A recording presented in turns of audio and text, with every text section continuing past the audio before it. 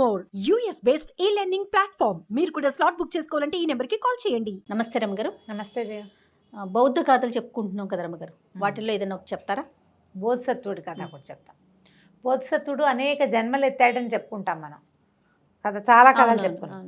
ఈ బోధిసత్వుడి జన్మల్లో ఒక వ్యాపారస్తుడిగా జన్మించాడట ఒకసారి. కాశీనగరానికి చెందిన ఒక వ్యాపారస్తుడు. అయితే ఈ వ్యాపారం చాలా న్యాయంగా చేసేవాడు. వైశ్యకులం కదా, అప్పట్లో వ్యాపారాలు ఎలా ఉండేవి, వీళ్ళన్నీ సామాన్లన్నీ మన ఊళ్ళో దొరికేవి, చీప్గా దొరికేవన్నీ గ్యాదర్ చేసుకుని బళ్ళు కట్టుకుని వెళ్ళేవాళ్ళు పక్క ఊళ్ళో, పక్క దేశాలకి వెళ్ళిపోయి ఎడార్లు అవి దాటిపోయి అక్కడెక్కడో అమ్ముకుని ఒక 6 నెలల తర్వాత, 8 నెలల తర్వాత, 10 నెలల తర్వాత కూడా అక్కడ చీప్గా దొరికే వాటిని మళ్ళీ బళ్ళలో వేసుకుని తీసుకొచ్చుకునేవాళ్ళు. నౌకల మీద అలాగే చేసేవాళ్ళు, బళ్ళ మీద అలాగే వెళ్ళేవాళ్ళు. అయితే వీళ్ళు ఎడారి ప్రాంతాలని దాటి వెళ్ళిన వ్యాపారాలు చాలా బాగా అయ్యేవి. ఎందుకంటే అక్కడ ఏమి దొరకవు, మన దగ్గర దొరికే వాళ్ళకి అవసరాలు. ఒకసారి రుచి చూస్తే మళ్ళీ ఆ వస్తువు కావాలని భావిస్తాం, మనం కూడా అంతే కదా. అయితే ఏమైందంటే అప్పుడు ఏం చేసేవాళ్ళు, ముహూర్తాలు ఎట్లా పెట్టుకునేవాళ్ళు, ఒక వ్యాపారస్తుడు ఇద్దరు కలిసి ఒకేసారి బయలుదేరటం ఉండేది కాదు, ఎవరి బిడారు వాళ్ళు. ఈ బిడార్లు వెళ్ళేటప్పుడు అందరూ కలిసి ఓసారే బయలుదేరితే బళ్ళకి గ్యాపులు వచ్చి ఇబ్బందిగా ఉండేది. ఒక బండి వెళ్ళే రూటు చుట్టుపక్కల మనుషులు తిరగగలరు. 2 రకాల బళ్ళు, ఇప్పుడు 2 కార్లు 2 పక్కల వెళ్ళినట్టుగా అలా ఉండేవి కాదు. ఓకే, ఇబ్బందిగా ఉండేది అనమాట. అయితే ముహూర్తాలు అట్లా పెట్టుకునేవాళ్ళు, ఎవరికి వాడికి ముహూర్తం పెట్టుకుని, లేదా కుదరలేదనుకో ఒకే ముహూర్తం ఇద్దరు కుదిరితే వీళ్ళు వాళ్ళు కొంచెం మాట్లాడుకుని మరి వాళ్ళు వెళ్తారు, మీతో పాటే మీ వెనకాల మేము వస్తామని ఏదో మధ్య మార్గంగా మాట్లాడుకునేవాళ్ళు. అయితే ఈయన పొరుగున ఒక వ్యాపారస్తుడు ఉండేవాడు, ఆయన కొంచెం కుళ్ళిపోతువాడు. తన రాపోయినా పర్వాలేదు, పక్కవాడికి రాకూడదు అనుకునేవాడు. సరే ఆయనకి ముహూర్తం, ఈయన బోధిసత్వుడి ముహూర్తం ఇద్దరివి ఒకేసారి కుదిరేసరికల్లా మాట్లాడుకున్నారు. మధ్యవర్తులు ఉంటారు వీటన్నిటికీ. మధ్యవర్తులు వచ్చేసరికల్లా ఏం మాట్లాడుకున్నారు, ఎవరు వెళ్దాం ముందు ఏమిటి అంటే, ఈయన ఏమనుకున్నాడు, ఆ పక్కన ఉన్నవాడు ముందు కనుక మనం వెళ్తే పట్టుకుచ్చుల్లాంటి గొడ్లకి గడ్డి మనకే దొరుకుతుంది, నీళ్లు గీళ్ళు ఫ్రెష్ వాటర్ ఎడార్లలో దొరికే నీళ్ళు అప్పటికప్పుడు ఊరుతూ ఉంటాయి, అవి మనమే తీసుకోవచ్చు, రోడ్డు తొక్కిడిగా లేకపోతే ఈజీగా వెళ్ళిపోతాం. ఇవి ఆలోచించుకుని నేను వెళ్తా ముందు నేను బయలుదేరాక 15 రోజులకు నువ్వు బయలుదేరు అని కొంచెం గట్టిగా ఇది చేశాడు. సరే వీళ్ళు ఏమనుకున్నారు, బోధిసత్వుడు ఇంకోలా ఆలోచించాడు. ఒకడు ముందు వెళ్తే కష్టమో నిష్ఠూరమో వాడు పడతాడు, వాడు పడ్డ కష్టం ఏమిటో మనకు అర్థమవుతుంది, ఆ కష్టం పడకుండా ఉంటాం మనం, సరిపోతుంది కదా. ఇది బాగానే ఉందిగా. ఎప్పుడు కూడా ఒకడు ప్రయాణించిన దారిలో ప్రయాణిస్తే ముందువాడు పడిన కష్ట నష్టాలు ఇబ్బందులు చూసి వెనకవాడు జాగ్రత్త పడడానికి అవకాశం ఉంటుంది. తొలిగా గట్టెక్కేవాడు జారి పడతాడు, పడి ఎక్కుతాడు బహుశా, కానీ వెనకాల ఉండేవాడికి గుణపాఠం నేర్పిస్తాడు ముందువాడు ఎప్పుడు కూడా. మనం వ్యాపారాల్లో కూడా కొత్తగా వ్యాపారం తీసుకునేవాడు పడేంది కష్టాలు ఎవడు పడ్డాడు, వెనకవాడు జాగ్రత్త పడతాడు. బోధిసత్వుడు సరే పోని మన వ్యాపారం 15 రోజులు వెనకబడితే పడింది, అప్పులైతే అయినాయి కానీ జాగ్రత్తగా వెళ్తామని ఒప్పుకున్నాడు. ఆయన ముందు బయలుదేరితే వెళ్ళేటప్పుడు అడవుల్లో ఈ ఎడార్లలో వెళ్ళేటప్పుడు ఏం చేయాలి, పీపాల నిండా నీళ్లు అన్నీ సీల్ చేసి పట్టుకెళ్తారు. మధ్యలో ఫుడ్ దొరకదు, గ్రీనరీ ఏదో ఒక మాదిరిగా ఉంటుంది కానీ పండు కాయ కసురు కూర నార అన్నీ వెతుక్కోవాలి. ఫుడ్ ప్యాక్ చేసుకోవాలి, బాగా రకరకాల తిండి పదార్థాలు పెట్టుకున్నారు, నీళ్లు అవి ప్యాక్ చేసుకున్నారు. బయలుదేరారు. 15 రోజులు ప్రయాణించాక ఎడారిలోకి చేరారు. అన్నీ బాగున్నాయి, యాక్టివ్గా ప్రయాణం అయిపోయి వాళ్ళు ఎడారిలోకి ప్రవేశించాక ఇక్కడ బోధిసత్వుడు స్టార్ట్ అవుతాడనమాట. అది లెక్క. ఎడారిలోకి వెళ్ళేసరికల్లా ఏమైంది, ఏమీ లేదు, అయ్యో ఏమిటి ఎవరు మనుషులు లేరు ఏమీ లేరు అనుకుంటే అట్నుంచి ఒక పెద్ద ఒంటెల బిడారు లాంటిది వస్తుంది. వాళ్ళంతా రెపరెపలాడుతూ తెల్లటి బట్టలు కట్టుకుని ప్రయాణపు అలసట లేకుండా తామర తూళ్ళు తలకి చుట్టుకుని తామర పువ్వులతోటి ఆడుకుంటూ తామరాకులతోటి విసినకర్రల్లాగా విసురుకుంటూ కనపడేసరికల్లా వాళ్ళు ఎంత అందంగా ఉన్నారు, దేవతా పురుషులల్లే ఉన్నారు వాళ్ళంతా, భలే బాగున్నారు. వీళ్ళకి ఎదురుపడితే ఈ వ్యాపారస్తుడు అడిగాడు, అన్నా ఎక్కడి నుంచి వస్తున్నారు, ఏమొస్తారంటే అసలు ముందుంది మానసరోవరం లాంటి అమృత సరస్సు ఒకటి ఉంది, దాని నిండా పువ్వులే, దాని నిండా ఆకులే, దాని నిండా పక్షులే, ఎన్ని నీళ్ళో ఎంత హాయిగా ఉందో, మేమంతా అక్కడి నుంచి ఈ తామర పూలు తెస్తున్నాం, ఇది తెస్తున్నాం అవి తెస్తున్నాం అని చెప్పేసరికి చూస్తూ కనిపిస్తున్నారుగా, తామర తూళ్ళు మెళ్ళ వేసుకున్నారు, పువ్వులు నెత్తి మీద ఇట్లా చుట్టుకుని పెట్టుకున్నారు. ఆకులు ఎలాగూ కనపడుతున్నాయి.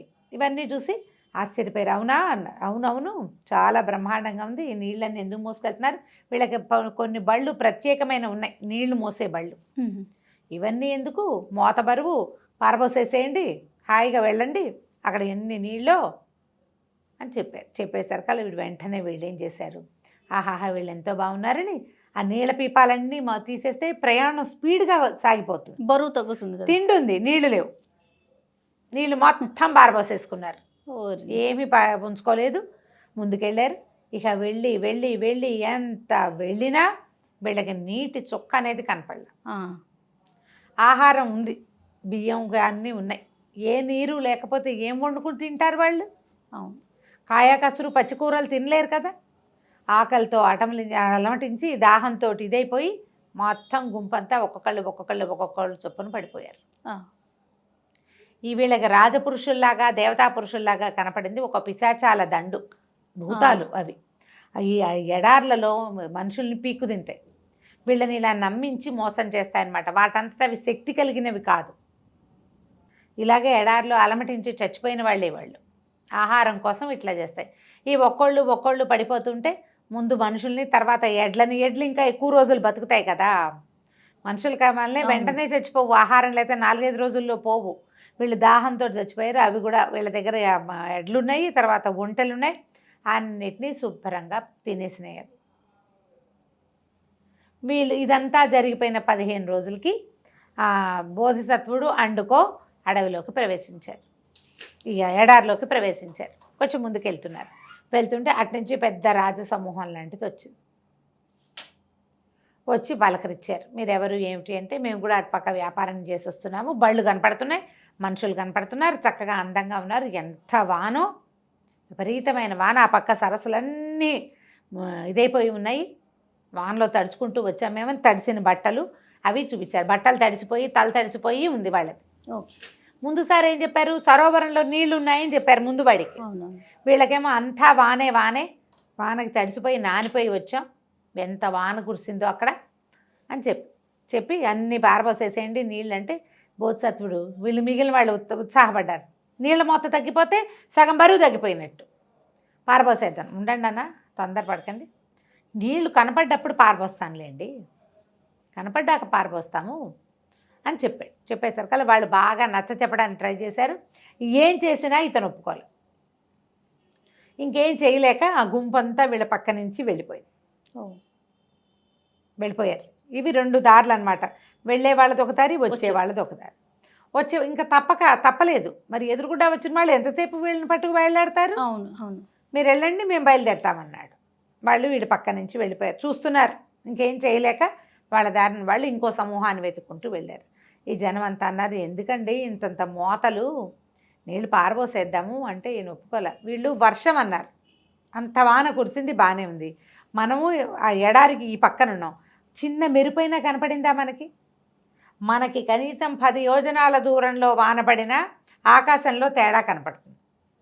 సూర్యుడు ఒకే రకంగా ఉన్నాడు, పైగా గాలిలో తడి ఉందా ఎక్కడైనా? అక్కడెక్కడో వాన పడుతుంటే మనకేం రావాలి, ఇది మట్టి వాసన రావాలి, గాలిలో తడి రావాలి, తేమ ఉండాలి, ఏమీ లేదు, ఒక చిన్న మెరుపు లేదు, ఉరుము లేదు, పోని కింద కనపడదు, నీరు కనపడదు, ఆకాశంలో అయినా కనపడాలి కదా, వీళ్ళని ఎట్లా నమ్ముతాం మనం?